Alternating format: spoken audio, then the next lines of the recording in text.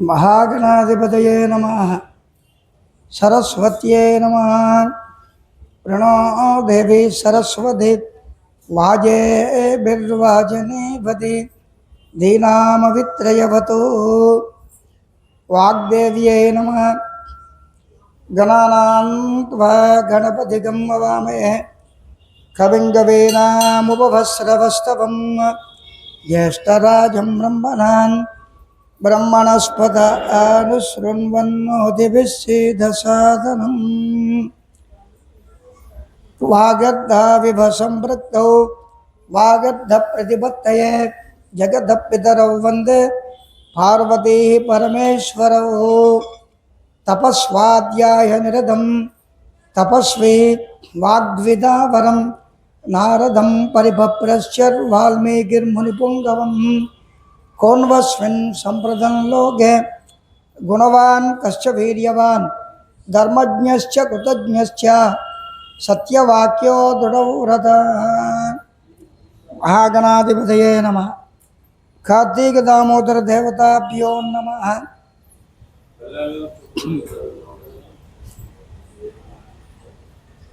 25వ అధ్యాయం మనం చెప్పుకున్నాం. అందులో దూర్వాసుడు అంబరీషుని ఏ విధంగా శపించాడో అనేటువంటి విషయాన్ని మనం తెలుసుకున్నాం. దూర్వాసుడు అంబరీషుని శపించడం, అంబరీషుడు ద్వాదశి వ్రతం చేయడం, ఆ వ్రతం చేసిన తర్వాత ఆ ద్వాదశి భోజనానికి ఈ దూర్వాసుల్ని ఆహ్వానించడం, ఆయన్ని స్నానం చేయమని చెప్పి నదీ తీరంకి వెళ్ళి స్నానం చేయమని చెప్పి రమ్మనేలోగా ఆయన ఆలస్యం చేయడం వల్ల ఈ అంబరీషుడు తన రాజ్యంలో వాళ్ళందరికీ కూడాను ఆహారం పెట్టడం, భోజనం పెట్టడం, సంతర్పణ పెట్టడం అనేటువంటిది ఆలస్యమవుతుందనే ఉద్దేశంతో తాను కూడా ఏకాదశి వ్రతం చేశాడు. పచ్చి మంచినీళ్ళు కూడా పుచ్చుకోలేదు ఏకాదశి వ్రతం అప్పుడు. మర్నాడు ద్వాదశి గడియలు పోకుండా భోజనం చేయాలి అనేటువంటి సంకల్పం ఏర్పడ్డది. ద్వాదశి గడియలు అసంపూర్ణంగా ఉండడం వల్ల, తక్కువ సమయం ఉండడం వల్ల ఆయన చివరికి విసిగిపోయి ఆ దూర్వాసుడు ఎంతకీ రాకపోవడంతో వెంటనే జలపానం చేశాడు, మంచినీళ్ళు త్రాగాడు. ఈయన మంచినీళ్ళు త్రాగుతున్న సమయంలో దూర్వాసుడు స్నాన సంధ్యానుష్ఠానాలు ముగించుకొని వచ్చాడు. వచ్చి అంబరీషుడికి ఎడంకాలతో తన్ని అనేక రకాల శాపాలు పెట్టేశాడు. పెట్టిన తర్వాత ఆయన, అయ్యా మహానుభావ దూర్వాస మహాముని, నేను ఏకాదశి వ్రతం చేశాను, ద్వాదశి గడియలు పోకుండా భోజనం చేద్దాము అనేటువంటి సంకల్పం ఏర్పడ్డది. ద్వాదశి గడియలు దాటిపోయి త్రయోదశి వస్తే శ్రీ మహావిష్ణువుకి తృప్తి ఉండదు, ఆయన బాధపడతాడు అనేటువంటి దృష్టితోటి నేను ఈ ద్వాదశి గడియలు పోకుండా జలపానము చేశాను అని చెప్పేశాడు. చెప్పగానే దూర్వాసుడు అనేక రకాల శాపాలు అనేటువంటివి పెట్టాడు. ఆ శాపాలు పెడుతున్న సమయంలోని చివరికి ఎడంకాలతో కూడా తన్నాడు. దాంతో శ్రీ మహావిష్ణువుకి కోపం వచ్చింది. అయ్యో, ఈ మహానుభావుడు నిన్న ఏకాదశి వ్రతం నా గురించే చేశాడు, నేనే చెప్పాను ద్వాదశి గడియలు పోకుండా ద్వాదశి భోజనం చేయాలని చెప్పి నేను చెప్పాను.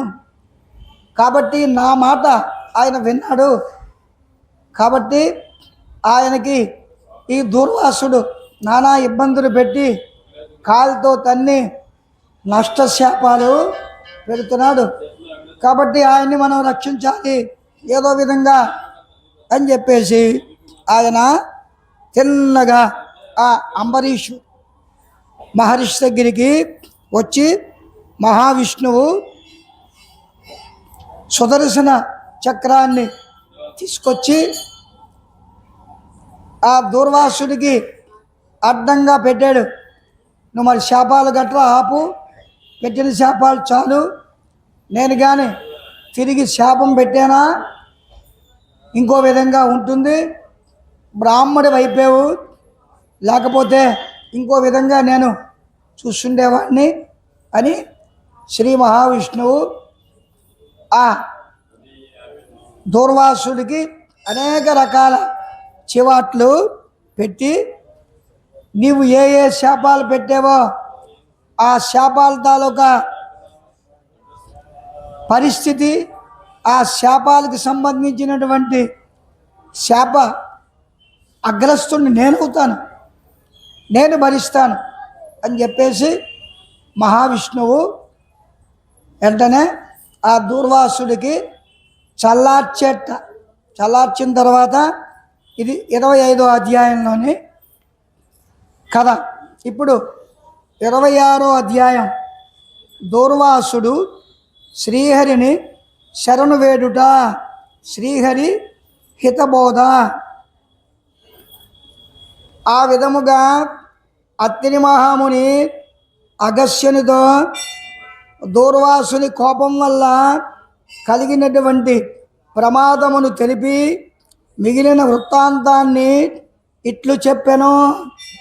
ఆ వశిష్ఠుల వారు జనక మహారాజు గారికి చెప్తూ, అలాగే అత్తిని మహాముని అగస్త్యునితోటి దూర్వాసునికి తలొక కోపం వల్ల కలిగినటువంటి ప్రమాదం ఏ విధంగా ఉంటుంది ఆ వృత్తాంతాన్ని ఈ విధంగా చెప్తున్నాడు. ఆ విధముగా ముక్కోపి అయినటువంటి దూర్వాసుడు భూలోకము, భువర్లోకము, సువర్లోకము, పాతాళలోకము, సత్యలోకములను తిరిగి తిరిగి అన్ని లోకముల్లోనూ తన్ను రక్షించువారు లేకపోవుటచే వైకుంఠముందున్నటువంటి మహావిష్ణువు కడకు వెళ్ళి, వాసుదేవ, జగన్నాథ, అమ్మా ఇగో ఉపన్యాసం అయిపోతే ముహూర్తాలు కలుదు కానీ ఉండండి 10 నిమిషాలు, గుంతుకోడి పోయింది, మాట్లాడకండి. మహావిష్ణువు కడకు వెళ్ళి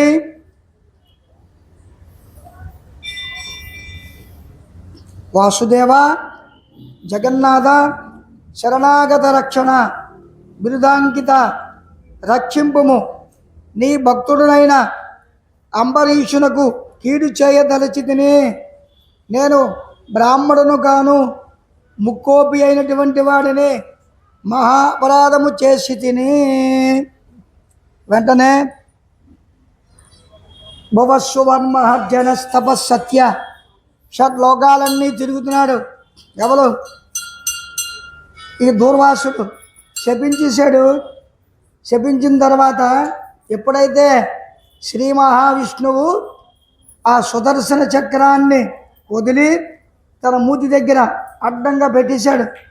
నువ్వు ఆపు, నేను తలుచుకుంటే నీ తాలూకా వ్యవస్థ మొత్తం పాడైపోతుంది.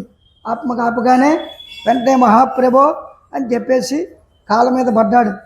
ఈలోగా శ్రీ మహావిష్ణువు అంతర్ధాయం అయిపోయాడు. ఎక్కడికి వెళ్ళిపోయాడో బోల్డ్ లోకాలు ఉన్నాయి ఆయనకి, ఏదో ఆ లోకానికి వెళ్ళిపోయాడు. ఆ సమయంలోనే ఈ దూర్వాసుడు భూలోకము, భువర్లోకము, పాతాళలోకము, సత్యలోకాలు తిరిగి తిరిగి తిరిగాడు. శ్రీ మహావిష్ణువు ఎక్కడుంటాడా ఆయన్ని రక్షించమని ప్రార్థన చేస్తాను. నేను చేసిన పొరపాటు నాకు పెద్ద శిక్ష అయింది. నాలో ఉండేటువంటి అహంకార సంకటం పూర్తిగా నశించిపోయింది. నోరుందని శాపాలు పెట్టి తిని, బ్రాహ్మణుడని అహంకారంతో శాపాలు పెట్టి తిని అని చెప్పి పశ్చాత్తాపడి తిన్నగా ఆ మహావిష్ణువు దగ్గరికి వెళ్ళి రక్షింపుము రక్షింపుము వాసుదేవ జగన్నాథ శరణాగత రక్షణ బిరుదాంకిత. నారాయణుడికి ఏంటంటే బిరుదు శరణాగత రక్షణ బిరుదాంకిత. ఎవరైతే శరణు శరణ్ అంటారో వాళ్ళని రక్షించేటువంటి వాడు మహావిష్ణువు. అటువంటి బిరుదాంకిత రక్షింపుము. నీ భక్తుడైన అంబరీషునకు కీడు చేయదలచితిని. నా అహంకారంతో, నాకుండేటువంటి ఒళ్ళు నులుపుతోటి మహారాజు గారైనటువంటి అంబరీషుడికే కీడు దలచిపెట్టాను, శాపాలు పెట్టేశాను. నేను బ్రాహ్మణును కాను. నేను బ్రాహ్మణుని అయితే చక్కగానే ఉందును, విరవేగకుండా. నేను బ్రాహ్మణుని కాదయ్యా. చూసారా ఎలాగంటున్నాడో? ముక్కోపినై మహా అపరాధము చేసి తిని నీవు బ్రాహ్మణ ప్రియుడవు. సరా, మహావిష్ణువు బ్రాహ్మణ ప్రియుడు, భగవాన్ బ్రాహ్మణ ప్రియ అని చెప్పేసి సత్యనారాయణ స్వామి వ్రతంలో చెప్పాడు. భగవంతుడు బ్రాహ్మణ ప్రియుడు. అంత మాత్రంలో బ్రాహ్మడు విర్రబీగిపోకూడదు, చాలా జాగ్రత్తగా ఉండాలి. ఉంటేనే వాడి జీవితం బాగుంటుంది, కుటుంబం చక్కగా ఉంటుంది, హాయిగా ఉంటుంది, ఒడిదుడుకులు లేకుండా చక్కగా జీవితాన్ని సాగిస్తాడు. ఏమాత్రం బ్రాహ్మణుడు అనే వాడికి గర్వం ఉంటే ఈ దూర్వాసుల్లాగే అయిపోతారు.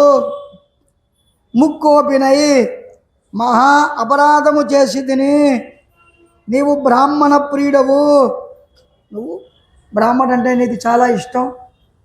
ఓ వైకుంఠ భాష మహాప్రభో అని చెప్పేసి దూర్వాసుడు అనేక రకాల ప్రార్థనలు చేస్తున్నాడు. బ్రాహ్మణునైనా భృగు మహర్షి నీ ఎడముపై తన్నినను సహించుతివి. నేను బ్రాహ్మణుని చెప్పేసి అహంకారంతో చక్కగా ఆయన గుండెల మీద తన్నాను. ఎవడుకు? ఈ మన అంబరీషుడి తాలూకా గుండు మీద తన్నాను.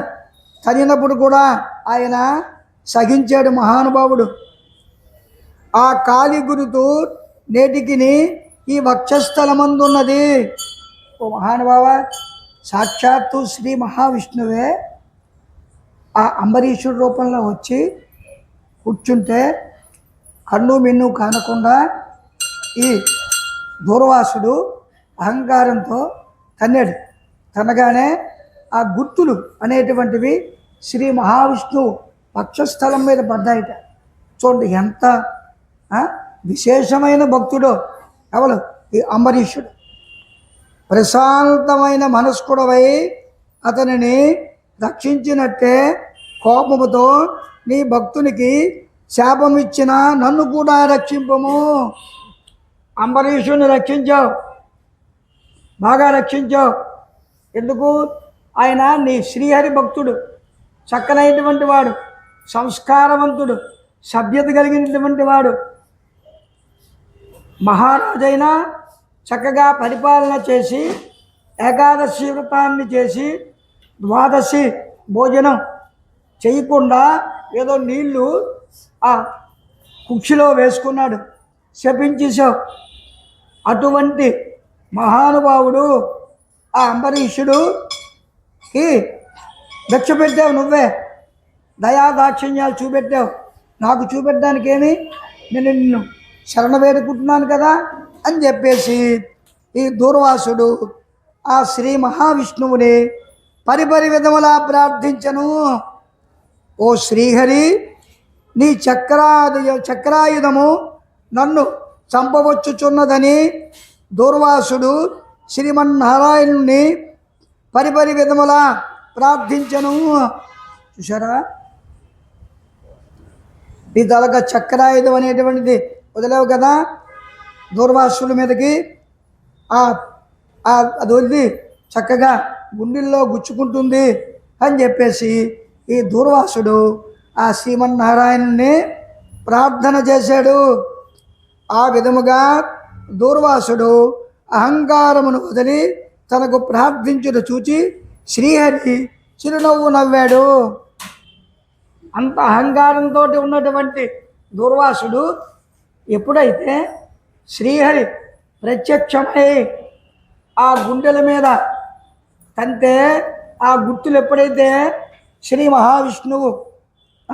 మహావిష్ణువు తాలూకా గుండెల మీద గుర్తులు పడ్డాయో వెంటనే అంబరీషుడు ఎంత గొప్పవాడో ఈ దూర్వాసుడికి తెలిసింది. అహంకారంతో నేను ఆయన గుండెల మీద తన్నాను, వివిధ శాపాలు కూడా పెట్టాను, కాబట్టి నన్ను రక్షించు మహాప్రభో శ్రీహరి అని చెప్పేసి ప్రార్థన చేశాడు. అప్పుడు మహావిష్ణువు తక్కువడా చిరునవ్వు నవ్వేట. వాళ్ళు ఇటువంటి వాళ్ళకి చెలించరు. భగవంతుడు చెలిస్తాడా? దుర్మార్గునైనా అవసరమైతే రక్షిస్తాడు, సన్మార్గునైనా రక్షిస్తాడు. ఎప్పుడైతే దూర్వాసుడు బ్రాహ్మణోత్తముడు ఏదో విధంగా రక్షించాలి అవివేకంతో వివేకం కోల్పోయి అలా చేశాడు. ఆయన కూడా మహానుభావుడు, తపస్సాలి, తపస్సిద్ధి పొందినటువంటి వాడు. దూర్వాసుడు సామాన్యమైన వ్యక్తి కాదు. వెంటనే శ్రీహరి చిన్న చిరునవ్వు నవ్వి, ఓ దూర్వాస, నీ మాటలు యథార్థములు, నీ వంటి తపోధనులు అత్యంత నాకు ప్రియులు, నీవు బ్రాహ్మణ రూపమున పుట్టిన రుద్రుడవు. చూసారా, మనం గాబరవుతాం, భగవంతుడు ఎప్పుడూ కూడా గాబరవడు. మన కోపం వచ్చి ఆ శ్రీమన్నారాయణ్ణి మన పని కాలేదని చెప్పేసి అనేక రకాల బాధపడుతున్నా ఆయన క్షమిస్తాడు. భక్తుడు బాధపడుతున్నాడు, ఎందుకు ఆ భక్తుడికి బాధ పెట్టడము అని చెప్పేసి వెంటనే దూర్వాసునికి శ్రీ మహావిష్ణువు చెప్తున్నట్ట, నువ్వు ఈ కలియుగంలో పుట్టిన రుద్రుడు అయ్యా, సాక్షాత్తు మహాశివుడివి, కాబట్టి నువ్వేం తక్కువ వాడివి కాదు అంటూ, నువ్వు చక్కనైనటువంటి 4 వేదాలు చదువుకున్నటువంటి చక్కనైన బ్రాహ్మడువి, అష్టాదశ పురాణాలు కలిగినటువంటి వాడివి, కాబట్టి నేను నిన్ను క్షమిస్తానయ్యా అని చెప్పేసి అంటూ, నిన్ను చూచిన వారు 3 లోకములందు భయపడకుండా ఉండురా. నువ్వు నాలాంటి వాడివే, ఈ 3 లోకాల్లో ఎవరైనా ఈ దూర్వాసుని చూస్తే భయపడతాడు. కారణం ఏంటంటే నిష్ఠాగరిష్ఠుడు, చక్కైనటువంటి వాడు, 4 వేదాలు వచ్చు, తపస్సిద్ధి పరుడు కదా. నేను త్రికరణముగానే బ్రాహ్మణునకు మాత్రము ఎట్టి హింస కలిగించను. చూసారా, శ్రీ మహావిష్ణువు అంటున్నట్ట, ఓ దూర్వాసవాహముని, నేను బ్రాహ్మణుడు వినువు, నీకు ఎటువంటి అపకారం కూడా చేయను, నిన్ను క్షమిస్తున్నాను అంటూ, ప్రతి యుగమునందు గో దేవ బ్రాహ్మణ సాధుజనులకు సంభవించే ఆపదలను పోగొట్టుటకు ఆయా పరిస్థితులకు తగినట్లుగా రూపములు ధరించి దుష్ట శిక్ష రక్షణ గావింతును. చూసారా అంటున్నాడు శ్రీ మహావిష్ణువు, నేను త్రికరణ శుద్ధిగా బ్రాహ్మణులకు మాత్రము ఎట్టి హింస కలిగించను. ప్రతి యుగమునందును, కలియుగం కానీ, ద్వాపర యుగం కానీ, త్రేతాయుగం కానీ, ఏదైనా గోవులకు, దేవతలకు, బ్రాహ్మణులకు, సాధుజనులకు, సాధుజనులంటే సత్ప్రవర్తనతో ఉండేటువంటి వాళ్ళకి సాధుజనులు అంటారు. అటువంటి సాధుజనులకు ఎటువంటి ఆపదలు కానీ వచ్చినా నేను పోగొడతాను, ఆపదల నుంచి రక్షించాను, కాపాడతాను. ఆయా పరిస్థితులకు తగినట్లుగా రూపములు ధరించి దుష్ట శిక్షణ, శిక్ష రక్షణ చేస్తాను. రూపాలు ధరిస్తూ ఉంటాను. నారాయణుడు వైకుంఠవాసుడు, ఆయనకి రూపాలు బోల్డ్ కదా. కేశవ, నారాయణ, మాధవ, గోవింద, విష్ణు, మధుసూదన, త్రివిక్రమ, వామన, శ్రీధర, ఋషికేశ, పద్మనాభ, దామోదర, సంకృష్ణ, వాసుదేవ, ప్రద్యుమ్న, అనిరుద్ధ, పురుషోత్తమ, అధోక్షజ, నారసింహ, ఇవన్నీ ఆయన తలగా ఏ రూపం కావాలంటే ఆ రూపంలోకి ఆయన ప్రవేశించి భక్తులని కాపాడుతూ ఉంటాడు. రూపాలు మార్చుకుంటూ తిరుపతిలో గోవింద అని స్కలంగా అక్కడ ఉంటాను. కేశవ ఇక్కడ ఉంటాను. వెంకటేశ్వరం చిన్న చిన్న టెంపుల్స్లో కేశవ అంటే ఇక్కడ ఉంటాను. నారాయణ రాముడి దగ్గర ఉంటాను. మాధవ అంటే మాధవ స్వామిగా, కేశవ స్వామిగా ఏ రూపాన్ని ధరించి ఏ నామంతో పిలిస్తే ఆ నామంతో పలికి భక్తుల్ని చక్కగా రక్షిస్తాను. నువ్వు బ్రాహ్మడివి, నేను నీకేమీ అన్నా. కానీ దుష్ట శిక్షణ, శిక్ష రక్షణ, దుష్టులకు శిక్షిస్తాను, మళ్ళా వాళ్ళు నేనే కాపాడుతాను అని చెప్పాడు. చెప్తూ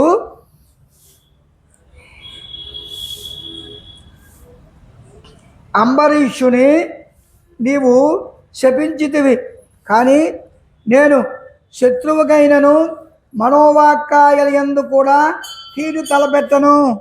నీవంటే అజ్ఞానంతో ఉన్నావు. దూర్వాసుడికి చివాట్లు పెడుతున్నాడు శ్రీహరి. నువ్వంటే అహంకారంతో ఉన్నావు. నీ చేతిలో అనేక రకాలైనటువంటి ఇవి ఉన్నాయి, శక్తులు ఉన్నాయి. తపస్సిద్ధి పరుడివి, అందుకు ఇష్టానుసారంగా శాపాలు పెట్టించావు. నేను అలా పెట్టనయ్యా, ఆలోచిస్తాను అంటూ నేను అలాగా శాపాలు పెట్టను. నువ్వంటే అమాయకత్వంతో పెట్టించావు. ఈ ప్రపంచమందు గల ప్రాణి సమూహానికి నా రూపముగానే చూదును. నేను ఏ విధంగా అయితే నారాయణుడి రూపంలో ఉన్నానో అలాగే ప్రతి పక్షికి, వృక్షానికి, మానవుడికి నారాయణ రూపంతో చూస్తాను. నేను భగవంతుణ్ణి ఆ వచ్చేటువంటి పశుపక్ష్యాదులకి భగవంతుల్లాగే చూస్తాను. వృక్షాలకి, మానవులకి, అందరికీ కూడా నా తాలూకా రూపం ఏ విధంగా ఉందో నారాయణ రూపంతో చూస్తాను తప్ప తక్కువ చేసి చూడను. చూడండి భగవంతుడికి మనకి ఎంత తేడా ఉందో. అంబరీషుడు ధర్మయుక్తముగా ప్రజాపాలన చేసెను. అంబరీషుడు ఆ రాజ్యంలో పరిపాలన చక్కగా చేశాడు. ఎవరికి ఏ లోటు కానీ ఏమీ లేదు. చక్కగా చివరికి పశుపక్ష్యాదులు హాయిగా ఉన్నాయి. అలాగే ఆవులు, గోవులు ఇవన్నీ కూడా చక్కగా ఉన్నాయి. పంటలు సస్యశ్యామలంగా పండుతున్నాయి. ఎవరికి ఏ లోటు లేదు. దేవకార్యాలు, పితృకార్యాలు, యజ్ఞయాగాది క్రతువులు చక్కగా జరుగుతున్నాయి. ధర్మం అనేటువంటిది 4 పాదాల్లోనే నడిచింది అంబరీషుడి పరిపాలన. కాబట్టి అంబరీషుడు చాలా గొప్పవాడయ్యా. ఆయనకి నువ్వు శపించిన తర్వాత నేను ఉండబట్టలేక నేను సుదర్శన చక్రంతో నీ దగ్గరికి వచ్చితినే అని చెప్తూ అతను రథభంగమునకు భయపడి నీ రాకకై చూచి జలపానం మాత్రము చేసెను. నువ్వు వెళ్ళావు దేనికి? నదీ స్నానంకి. వెళ్ళిందా వెంటనే కొద్ది వేగనంగా రావాలి కదా. ఈ లోపల ద్వాదశ గడియలు పోతాయి, త్రయోదశి వచ్చేస్తుంది. త్రయోదశి టైంలో భోజనం చేయకూడదు కదా. అందుకు ఆయన ఆకలి పాపం ఉండలేడు. రాజు కదా, ఎంతైనా రాజుకి ఎక్కువ ఆహారం ఉండాలి. మాటికి అనేక రకాలు తింటూ ఉంటాడు ఆయన. అటువంటి ఆయన ఏకాదశి ఉపవాసం చేశాడు.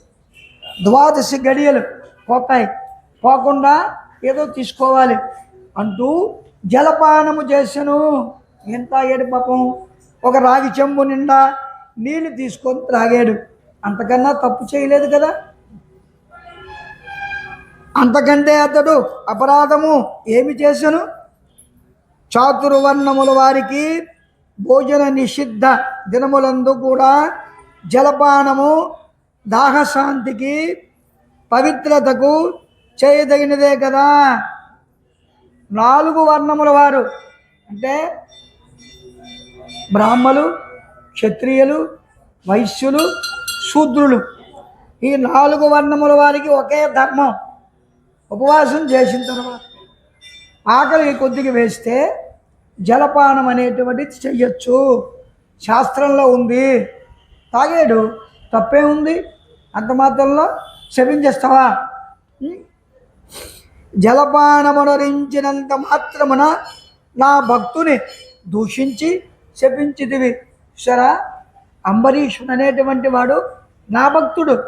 ఆయన్ని అనవసరంగా కొద్దిగా నీళ్ళు తాగినంత మాత్రంలో శపించి బారిశావు. ఏది నీ బుద్ధి అని చెప్తూ అతడు వ్రతభంగమునకు భయపడి జలపానము చేసినాడు, కానీ నిన్ను అవమానించుటకు చేయలేదు. వ్రతభంగం ఏమిటి అక్కడ? 12 గడియలు. 12 గడియలు పోకూడదు, ఏదో ఒక 12 టైంలో తీసుకోవాలి. అందుకు జలం నీళ్ళు తీసుకున్నా మంచిదే. ఆ టైంలో 12 గడియలు పోకుండా నారాయణుడికి ప్రీతి. నారా అంటే జలము, నారాయణుడు అంటే నీటిలోంచి పుట్టేటువంటి వాడు. అందుకు నా భక్తుడు వాడు, అందుకు కొద్దిగా నీళ్ళు తీసుకున్నాడు, తప్పే ఉంది? అంత మాత్రంలో శపించేస్తావా? తప్పు తప్పు.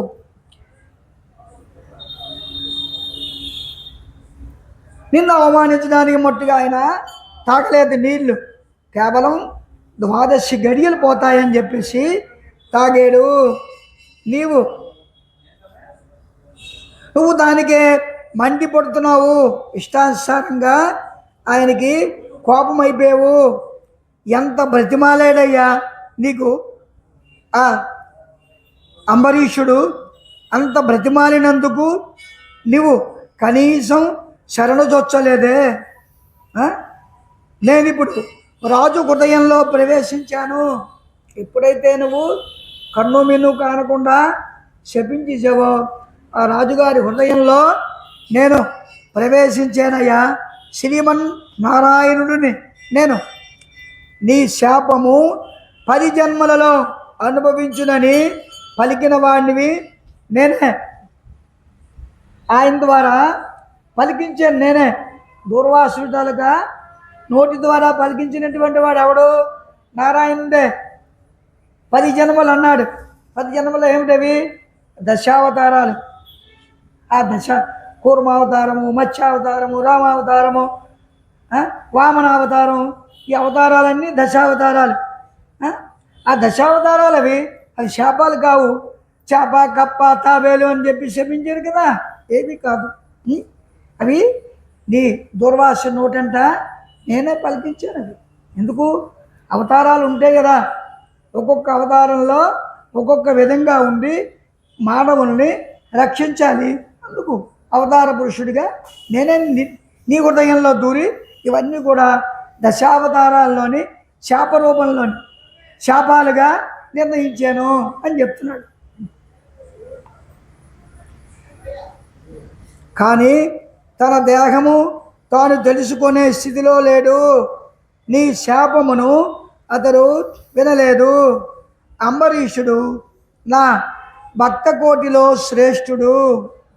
ఆ శాపాలన్నీ ఇష్టానుసారంగా పెట్టావు తప్ప, నేను ఈ దూర్వాసుని తాలూకా నాలుగు మీద శ్రీ మహావిష్ణువు ప్రవేశించి ఈ శాపాలన్నీ కూడా దశావతారాల రూపంలో పెట్టించాడు. ఆ శాపాలు ఎవరో అనుభవిస్తారు? మహావిష్ణువే. అవి శాపాలేంటి కావు, దశావతారాలు. కూర్మావతారం, మత్స్యావతారం, వామనావతారం, ఇవన్నీ కూడా. అంబరీషుడు నా భక్త కోటిలో శ్రేష్ఠుడు. కొన్ని వేల భక్తులు ఉన్నారు నాకు చెప్తున్నాడు శ్రీహరి. ఆ భక్త కోటిలో ఈ అంబరీషుడు మహాభక్తుడు, ప్రథమ శిష్యుడు నాకు అని చెప్తూ నిరపరాధి. ఏ అపరాధం కూడా ఆయన చేయలేదు. దయాశాలి. ఎంత దయ ఉండకపోతే హృదయం మీద ఎడంకాలతో కొడితే ఎవరైనా ఊరుకుంటారా? మహారాజు సామాన్యమైన వ్యక్తి. రాజుగారిని చూస్తేనే భయం వేస్తుంది. ఎందుకు ఊరుకున్నాడు? వినయం, విధేయత, ఒబీడియన్స్ చాలా ఇంపార్టెంట్. నేను మహారాజుని, వీడు సామాన్య వ్యక్తి, వీడు దూర్వాసుడు అని తిరిగి తన్నలేడు. ఆయన తన్నగలడు, కానీ విష్ణు భక్తుడు. అంబరీషుడు సాక్షాత్ మంచి విష్ణు భక్తుడు. ఇది మంచి, ఇది చెడు అనేటువంటి ఆలోచన ఈయనకి ఉంది. వాడు తపస్సిద్ధి పరుడే, కానీ వివేకం అనేటువంటిది ఈ దూర్వాసుడికి లేదు. అతనిని నిష్కారణముగా శపించితివి, విచారింపవలదు. ఆ శాపములను లోకోపకారమునకై నేనే అనుభవిస్తాను అని చెప్పి శ్రీ మహావిష్ణువు ఆ శాపాలన్నీ కూడా నేనే అనుభవిస్తాను. దశావతారాల రూపంలోని మత్స్యావతారం, కూర్మావతారం, వరాహావతారం, ఈ రూపాల్లో నేనే అనుభవించి భక్తులందరికీ కూడా రక్షిస్తాను అని చెప్తున్నాడు. నీ శాపములోని మొదటి జన్మ మత్స్య జన్మ. మొదటి జన్మ ఏది? చేప. నేను ఈ కల్పమున మనువును రక్షించు నిమిత్తము సోమకుడను రాక్షసుని చంపుటకు మత్స్య రూపము ధరించును. శ్రీ మహావిష్ణువు చెప్తున్నాడు. ఎవరితోటి? దూర్వాసుడితోటి. నీ శాపాలలో ఒక్కొక్కటి నేను అనుభవిస్తున్నానయ్యా. ఒకటి మత్స్య జన్మ. ఈ కల్పమునందు మనువును రక్షించడానికి నిమిత్తము సోమకుడు అనేటువంటి రాక్షసుని చంపుటకు ఈ మత్స్య రూపాన్ని ధరించాను. మరికొంతకాలమునకు, ఈ మత్స్యావతారం అయిపోయిన తర్వాత మరికొంతకాలానికి దేవదానవులు క్షీరసాగరమును మదించుటకు మందర పర్వతమును కవ్వముగా చేయుదురు. ఈ దేవదానవులు ఇద్దరు కూడాను ఈ క్షీరసాగరాన్ని మదిస్తూ ఉంటారు. దేనికి? అమృతం లోపటి నుంచి పుడుతూ ఉంటుంది. ఆ మందర పర్వతాన్ని కవ్వంగా, మధ్యలోని క్షీరసాగరం, మధ్యలో ఈ మందర పర్వతం కవ్వం. ఆ కవ్వంగా చేయుదురు. ఆ పర్వతమును నీటిలో మునగకుండా కూర్మ రూపమున నా వీపును మోయుదును. చూసారా? రెండు పక్కల ఆయన దేవదానవులందరూ కూడాను చక్కగా చిరుకుతున్నారు. ఆ కవ్వం నీటిలో పడిపోకుండా కూర్మావతారం ఎత్తి నేను వీపు కాశానయ్యా, కాస్తాను.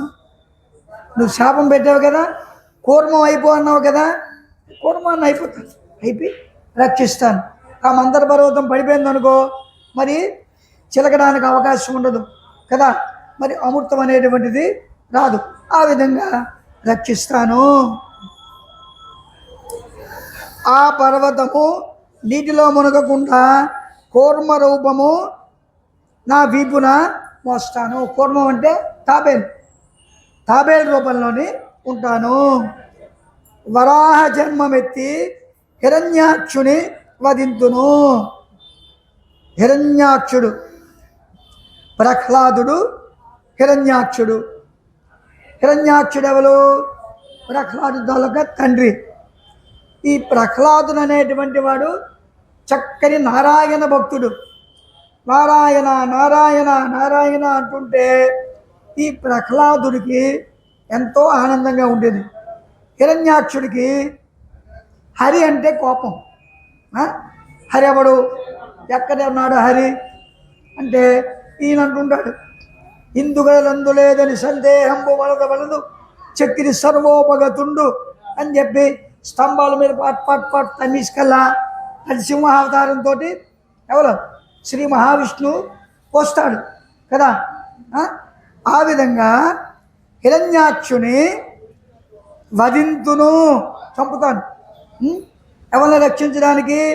తన కొడుకు, నా హరిభక్తుడు ప్రహ్లాదుడు.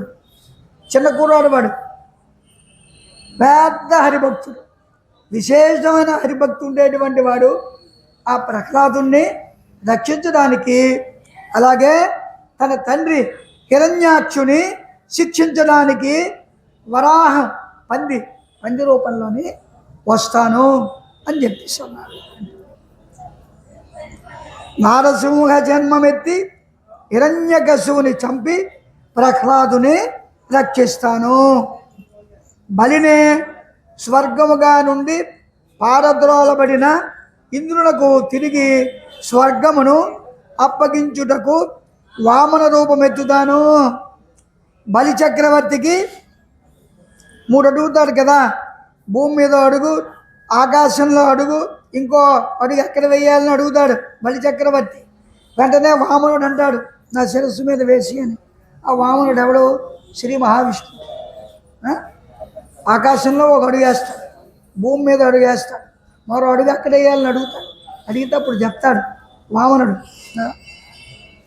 నా శిరస్సు మీద, నా శరీరం మీద వేసిమని. అలాగా వామన రూపమెత్తి బలిచక్రవర్తిని పాతాళలోకమునకు త్రొక్కివేయుదును. పాతాళలోకాన్ని తిన్నగా పంపించాడు బలిచక్రవర్తిని. అలాగే భూభారమును తగ్గించుటకు క్షత్రియులను చంప బ్రాహ్మణుడనై జన్మించి భూభారాన్ని తగ్గిస్తాను. నేను భూభారం తగ్గాలంటే ఏం చేయాలి? క్షత్రియులు ఏమిటి చేస్తారు? యుద్ధాలు ఎక్కువగా చేస్తూ ఉంటారు. ఆ విధంగా బ్రాహ్మణుడనై జన్మిస్తాను, భూభారాన్ని తగ్గిస్తాను. అంటే భూభారం తగ్గించడం అంటే మరేం లేదు, ఆ సృష్టి స్థితి లయ 3 ఉంటాయి. సృష్టించేటువంటి వాడు బ్రహ్మ, స్థితికారకుడు విష్ణువు, ఆహారం గట్ట ఇచ్చేటువంటి వాడు ఎవరు? పోషణకర్త శ్రీ మహావిష్ణువు. లయకర్త ఎవడు? పరమేశ్వరుడు. సృష్టి స్థితి లయ, సృష్టి స్థితి లయ. మరి లయం లేకపోతే ఏంటవుతుంది? భూభారం పెరిగిపోతుంది. ముసలి వాళ్ళందరూ ఉన్నారు, వాళ్ళు చావలేదనుకో ఏమవుతుంది?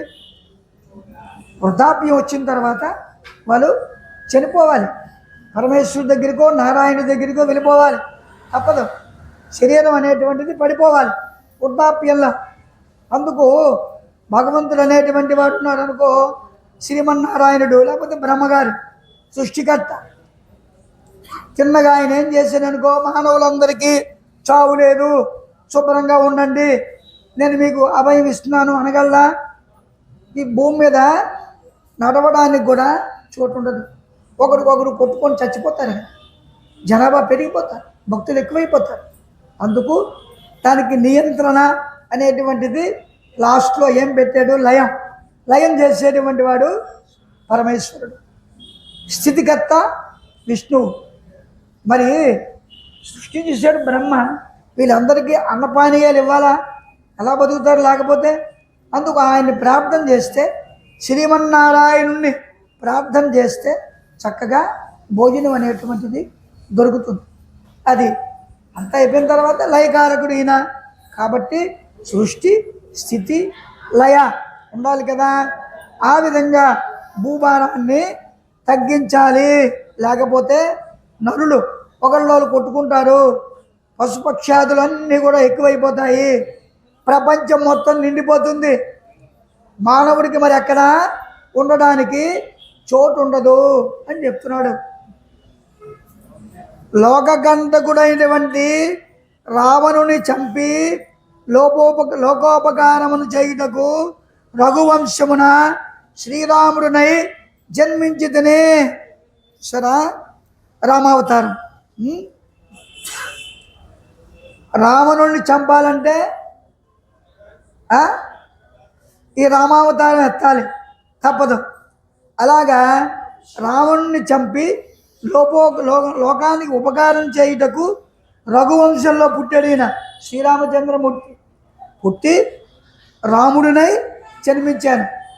దిలీప్ మహారాజు వీళ్ళందరి తాలూకా వంశంలోని పుట్టి రాముడినై జన్మించాను. నేను జన్మించి రావణుణ్ణి చంపాను, ఆ విధంగా లోకోపకారం చేశాను. ఎందుకు? రావణుడు ఉండడం వల్ల ఉండేటువంటి ఆ ప్రజలందరూ కూడా గడగడగడలాడేవాళ్ళు. ఆయన పరిపాలన బాగుండేది కాదు. ఆ లంకాపట్టణం వల్ల కూడా మహా దరిద్రంగా అయిపోయింది. తర్వాత విభీషణుడు వచ్చిన తర్వాత కదా రాజ్యం బాగుంది. శ్రీలంకలోని రావణాసుడి పరిపాలన ఏ విధంగా ఉంది? మహా దరిద్రంగా ఉంది. స్త్రీలకి సుఖం లేదు, జంతువులకి సుఖం లేదు, సైన్యానికి సుఖం లేదు, సామంతరాజులకి సుఖం లేదు. రావణుడు వాడు ఏది చెప్తే చేయవలసిందే. పలానా స్త్రీని తీసుకురండి అంటే వాళ్ళు తీసుకొచ్చి ఇవ్వాల్సిందే. మరి సీతామ్మవారిని పట్టుకెళ్ళిపోలేదా? అన్ని సప్త సముద్రాలు దాటి వచ్చి ఆ సీతామ్మవారిని పట్టుకొని వెళ్ళిపోయాడు. కాబట్టి అంత దుర్మార్గుడు ఆయన. ఆయన తరగ దుర్మార్గాన్ని నిర్మూలించాలంటే నేను ఈ దశావతారాల్లో రామావతారం ఎత్తి రావణ బ్రహ్మని హతమార్చితిని అని చెప్తున్నాడు. పెదప యదువంశమున శ్రీకృష్ణునిగా కలియుగమునందు బుద్ధుడిగా. యదువంశం అంటే గొల్ల వాళ్ళందరూ కూడా, గొల్ల పిల్లలందరూ ఆయనతో ఆడుకునేవారు. యాదవ వంశం, యదువంశం అంటారు దానికి. అంటే గొల్ల వాళ్ళందరి దగ్గర కూడా నేను కృష్ణుడిగా ఉండి వాళ్ళతో చక్కగా ఆడుకుంటూ వెన్నముద్దలు తింటూ గోవర్ధన పర్వతాన్ని చిటికల మీద పెట్టుకొని ఎంతోమందిని రక్షించాను. అదే కదా, దిగువన ఆవులు ఉన్నాయి, గోవులు ఉన్నాయి, పక్షులు ఉన్నాయి, మనుషులు ఉన్నారు. అటువంటి పర్వతం పడిపోవడానికి సిద్ధంగా ఉంటే చిటికిన వేలుతో పట్టుకున్నాడు మహానుభావుడు. ఎవరు? శ్రీకృష్ణ పరమాత్మ. యదువంశంలోని నేను కృష్ణునిగా అందరినీ రక్షించాను. కలియుగమునందు బుద్ధుడిగా పుట్టి అనేక బౌద్ధ ధర్మాలన్నీ కూడా ఏర్పరిచాను. కలియుగాంతమున విష్ణు చిత్తుడిని ఇప్పుడు ఇంట కల్కిగా పుట్టాను. కలియుగం అయిపోయిన తర్వాత విష్ణు చిత్తుడు అనేటువంటి ఒక బ్రాహ్మణుడు ఇంటి దగ్గర కల్కి అనేటువంటి పేరుతో జన్మించాను. అశ్వారూరున్నాయి పరిభ్రమించుచు బ్రహ్మద్వేషుల అందరినీ మట్టు పెట్టి తిని. ఇప్పుడు చెప్తున్నాడు, బ్రహ్మద్వేషం ఎవరికైతే ఉంటుందో వాళ్ళందరికీ కూడా మట్టు పెట్టి వాళ్ళందరికీ కూడాను కొన్ని జాగ్రత్తలు చెప్పి ఈ విధంగా ఉంటాయి. బ్రాహ్మణులు అనేటువంటి వాళ్ళు ఈ విధంగా ఉంటారు, వాళ్ళని మనం గౌరవించాలి అని చెప్పి తిని.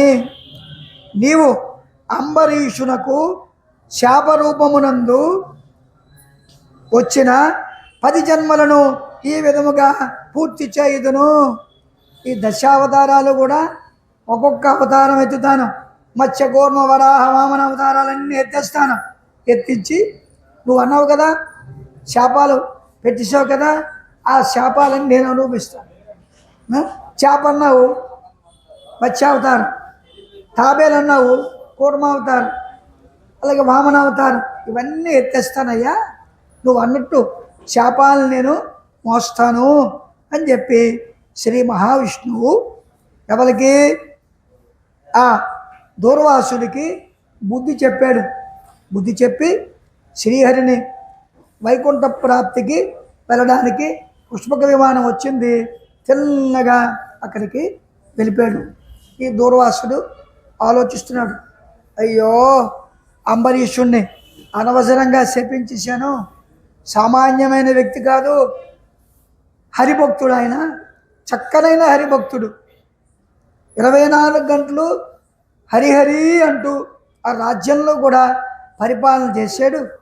కార్తీక మాసంలో ఏకాదశి ఉపవాసం చేసి మర్నాడు 12 గడియలు పోకుండా నా గురించి ఉండి ఏదో నీళ్ళు తాగాడు పాపం.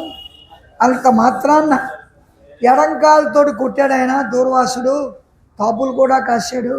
చూస్తే మహారాజు ఎక్కడ, ఒక యాచన చేసుకున్న బ్రాహ్మడు ఎక్కడ అని చెప్పేసి శ్రీ మహావిష్ణువు బుద్ధులన్నీ చెప్పి దుర్వాసునికి చక్కగా హితోపదేశం చేసి తిన్నగా వైకుంఠానికి వెళ్ళిపోయాడు. అప్పుడు ఈ దుర్వాసుడు ఆలోచనలో పడ్డాడు, ఏమిటి చేయడం. మహావిష్ణువు అంబరీషుడు రూపంలో వచ్చి అంబరీషుడు హృదయంలో దూరి ఇవన్నీ చేశాడు. నేనేమాత్రం నా అహంకారమే నన్ను తిన్నది, నేను మూర్ఖుణ్ణి, అధముణ్ణి, ఆ ప్రభువారి తాలూకా మహిమ తెలుసుకోలేపానని చెప్పేసి పరిపరి విధములుగా పడ్డాట. 26వ అధ్యాయంలోనే ఎవడు దూర్వాసుడు అయిపోయింది. 26వ అధ్యాయం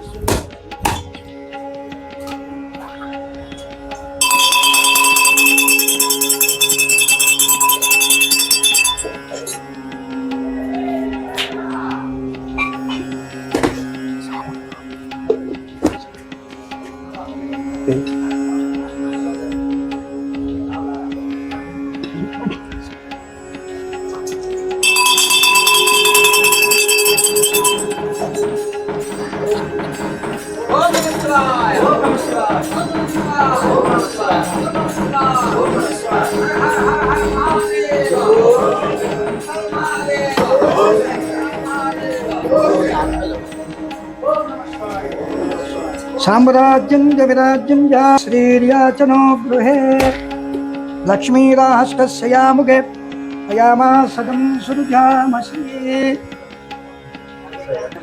హిరణ్యశృంగం వరుణం ప్రపద్యే కాంచరం సర్వవ్యాధి సమస్త పాపక్షేత్రం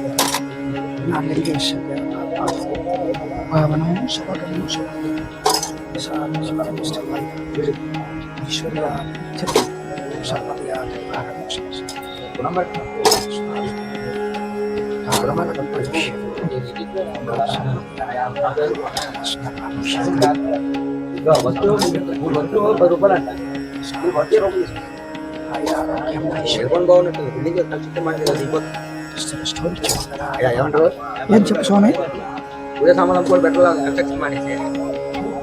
ఎందుకంటే కూర్చొని అమ్ముకోవచ్చు, ఎంతైనా కొంటారు.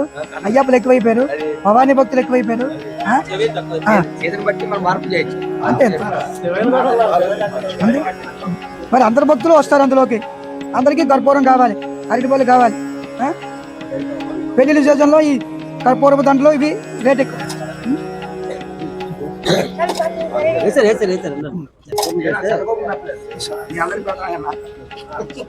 నీకు పెద్ద సరికోపం పెడతాను రా స్వామి.